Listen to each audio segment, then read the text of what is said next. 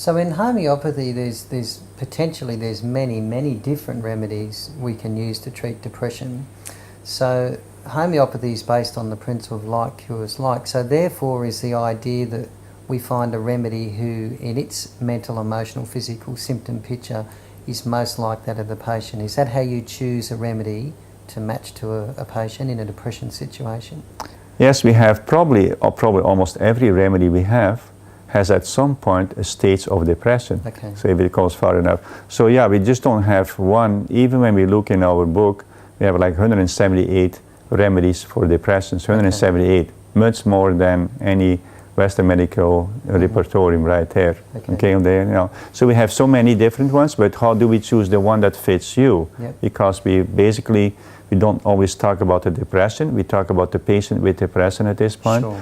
That means I'll take into account, I want to ask what happened first of all, what triggered this off.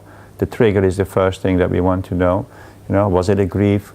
Was it a work-related thing? Was it a deception? Was it a betrayal? You know, was it somebody who really was rude to you? Was it because you might have moved from a country overseas and now you come into a new country and nobody speaks your language and you feel isolated? Even more, we can see it that a child is born in that particular state, you know, because intra-utero, while the mother was pregnant, there was such a factor of trigger, betrayal, deception, abandonment, not enough support for the person, all felt as a grief, and therefore, unfortunately, we can actually put a child on earth starting with a grief. You know, this is very important. So that's the first thing we take into account is this trigger, this different trigger. What the key question is, of course, that we ask the person, what happened in your life when this grief started, or when the depression started? You know, what happened? What kind of thing triggered it off? You know, once we know that, then we also ask, well, how did you cope with it? What did you do? Because we still have, let's say, 180 remedies. That means they all really are related to, not all related to grief, obviously, but let's say we come down to 25 remedies that all relate to grief. And now we want to know, but how do we distinguish that? And so we ask, basically, what did you do? How did you cope with this, you know? Some people, and we always say, when nobody reacts the same way to grief, right? And that's really true, but we actually can predict how they react. In other words, somebody can just react by just hanging on to everybody, phoning everybody up, you know, telling about their grief, and they need that support from other people. Others might just get drunk, go to the pub and get drunk to forget and start taking drugs. Other people might actually, to this grief, become self-destructive and become alcoholic, you know, take drugs and become really, you know, destructive and self-destructive. So you see here too, that part we take into account. How does the patient react to it? Because each of these remedies have one of those components in it, and we can really adjust it to the patient. So in taking a homeopathic case, in the context of our discussion today for someone that presents with depression, then their life history is a very important component of that? Their life history, and as we call it, their timeline, so that we go really from birth, so to speak, to the moment that the person sits with us. And we must not forget that the person who presents to us is really the sum of everything that happened to that person, not just from the last month. Obviously, whatever the trigger was important, but we really do go back in a timeline, just the whole lifeline, really, and see where was anything happening that maybe was even similar, or even that could have prepared the patient even more to be susceptible to depression. What particular events happened? Don't forget, we might have 1, 2, 3 events and the patient is still doing pretty much okay, but then all of a sudden something else happened and it's the drop that makes the bucket overflow, no? So it doesn't really sometimes, or sometimes we really see that the same event happened 3, 4 times, and the 4th time basically the patient decompensates and now he comes into a depression. So Dr. Luc, do you find sometimes when you take a case of someone that presents with depression that there can be a family history of it as well? Obviously not in every case, but sometimes there can be. How does that impact on how you're going to treat them homeopathically? Yeah, we look, of course, like you said, just like regular Western medicine would do. You look at the family history, but we don't really just satisfy ourselves with having to see if depression, the same name of the disease again, is present.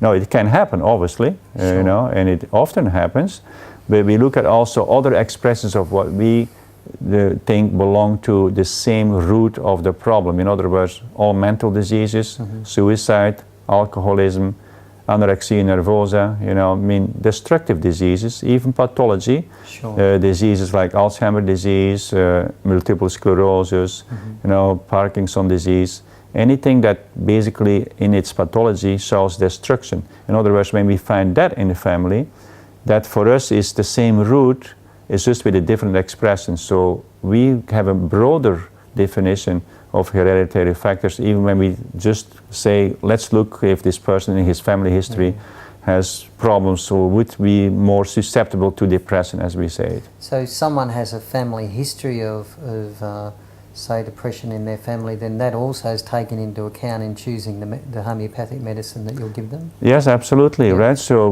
because I already talked about it, you know, how did they cope with it? Was it with a destructive way? Was it also not destructive? To some extent, why do we take it into account? Not so much really to choose the remedy, because that we do really with the patient, the picture of the patient should be enough, but also it gives us an idea, more important for us, to how strong this is basically present in the patient, you know, the root of it. In other words, it gives us an idea how long we're going to have to treat this, how, you know, it gives us an idea what we have to take as potency, how much to repeat, how much to give, the dose, and so on and so on.